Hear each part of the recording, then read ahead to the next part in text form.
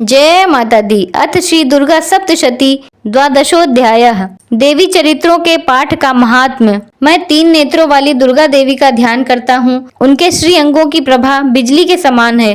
वे सिंह के कंधे पर बैठी हुई भयंकर प्रतीत होती हैं। हाथों में तलवार और ढाल लिए अनेक कन्याएं उनकी सेवा में खड़ी हैं। वे अपने हाथों में चक्र, गदा, तलवार, ढाल, बाण, धनुष, पाश और तर्जनी मुद्रा धारण किए हुए हैं। उनका स्वरूप अग्निमय है तथा वे माथे पर चंद्रमा का मुकुट धारण करती हैं। देवी बोली, देवताओं, जो एकाग्रचित्त होकर प्रतिदिन इन स्तुतियों से मेरा स्तवन करेगा, उसकी सारी बाधा मैं निश्चय ही दूर कर दूंगी। जो मधुकैटभ का नाश, महिषासुर का वध तथा शुंभ निशुंभ के संहार के प्रसंग का पाठ करेंगे तथा अष्टमी, चतुर्दशी तथा नवमी को जो एकाग्रचित्त हो भक्ति पूर्वक मेरे उत्तम महात्म्य का श्रवण करेंगे, उन्हें कोई पाप नहीं छू सकेगा।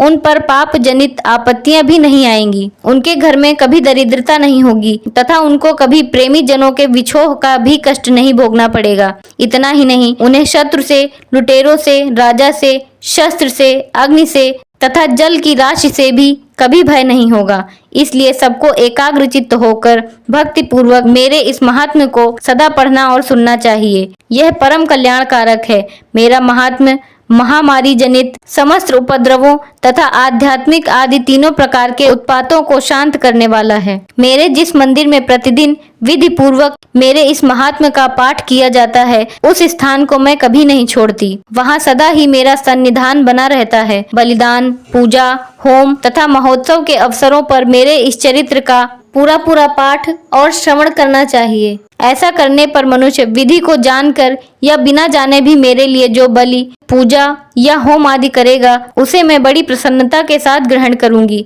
शरद काल में जो वार्षिक महापूजा की जाती है, उस अवसर पर जो मेरे इस महात्म्य को भक्ति पूर्वक सुनेगा, वह मनुष्य मेरे प्रसाद से सभी बाधाओं से मुक्त तथा धन धान्य एवं पुत्र से संपन्न होगा। इसमें तनिक भी संदेह नहीं है। मेरे इस महात्म्य, मेरे प्रादुर्भाव की सुंदर कथाएं तथा युद्ध में किए हुए मेरे पराक्रम सुनने से मनुष्य निर्भय हो जाता है। मेरे महात्म्य का श्रवण करने वाले पुरुषों के शत्रु नष्ट हो जाते हैं। उन्हें कल्याण की प्राप्ति होती तथा उनका कुल आनंदित रहता है। सर्वत्र शांति कर्म में बुरे स्वप्न दिखाई देने पर तथा ग्रह जनित भयंकर पीड़ा उपस्थित होने पर मेरा महात्म्य श्रवण करना चाहिए। इससे सब विघ्न तथा भयंकर ग्रह पीड़ाएं शांत हो जाती हैं और मनुष्यों द्वारा देखा हुआ दुस्वप्न शुभ स्वप्न में परिवर्तित हो जाता है। बाल ग्रहों से आक्रांत हुए बालकों के लिए यह महात्म्य शांति कारक है तथा मनुष्यों के संगठन में फूट होने पर भी यह अच्छी प्रकार मित्रता कराने वाला होता है। यह महात्म्य समस्त दुराचारियों के बल का नाश कराने वाला है। इसके पाठ मात्र से राक्षसों, भूतों और पिशाचों का नाश हो जाता है। मेरा यह सब महात्म्य मेरे सामीप्य की प्राप्ति कराने वाला है। पशु, पुष्प, अर्घ, धूप, दीप, गंध आदि उत्तम सामग्रियों द्वारा पूजन करने से, ब्राह्मणों को भोजन कराने से, होम करने से, प्रतिदिन अभिषेक करने से, नाना प्रकार के अन्य भोगों का अर्पण करने से तथा दान देने आदि से 1 वर्ष तक जो मेरी आराधना की जाती है और उससे मुझे जितनी प्रसन्नता होती है, उतनी प्रसन्नता मेरे इस उत्तम चरित्र का एक बार श्रवण करने मात्र से हो जाती है। यह महात्म्य श्रवण करने पर पापों को हर लेता है और आरोग्य प्रदान करता है। मेरे प्रादुर्भाव का कीर्तन समस्त भूतों से रक्षा करता है तथा मेरा युद्ध विषयक चरित्र दुष्ट दैत्यों का संहार करने वाला है। इसके श्रवण करने पर मनुष्यों को शत्रु का भय नहीं रहता।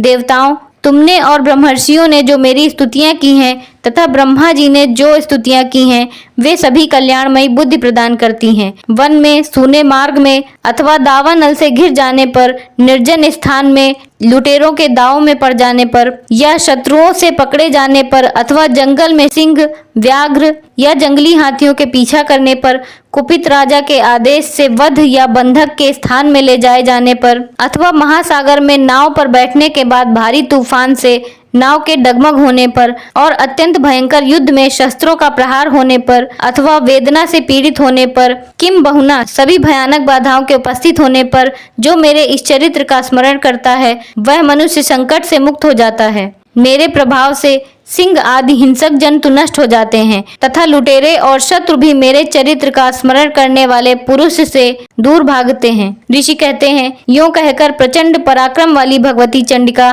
सब देवताओं के देखते ही देखते वहीं अंतर ध्यान हो गईं। फिर समस्त देवता भी शत्रुओं के मारे जाने से निर्भय हो पहले की भांति यज्ञ भाग का उपभोग करते हुए अपने अपने अधिकार का पालन करने लगे। संसार का विध्वंस करने वाले महाभयंकर अतुल पराक्रमी देव शत्रु शुंभ तथा महाबली निशुंभ के युद्ध में देवी द्वारा मारे जाने पर शेष दैत्य पाताल लोक में चले आए।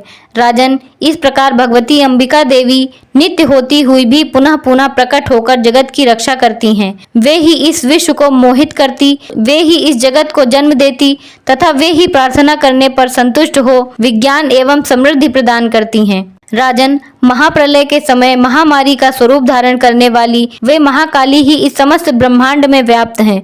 वे ही समय समय पर महामारी होती और वे ही स्वयं अजन्मा होते हुए भी सृष्टि के रूप में प्रकट होती हैं। वे सनातनी देवी ही समयानुसार संपूर्ण भूतों की रक्षा करती हैं। मनुष्यों के अभ्युदय के समय वे ही घर में लक्ष्मी के रूप में स्थित हो उन्नति प्रदान करती हैं और वे ही अभाव के समय दरिद्रता बनकर विनाश का कारण होती हैं। पुष्प, धूप और गंध आदि से पूजन करके उनकी स्तुति करने पर वे धन, पुत्र, धार्मिक बुद्धि तथा उत्तम गति प्रदान करती हैं।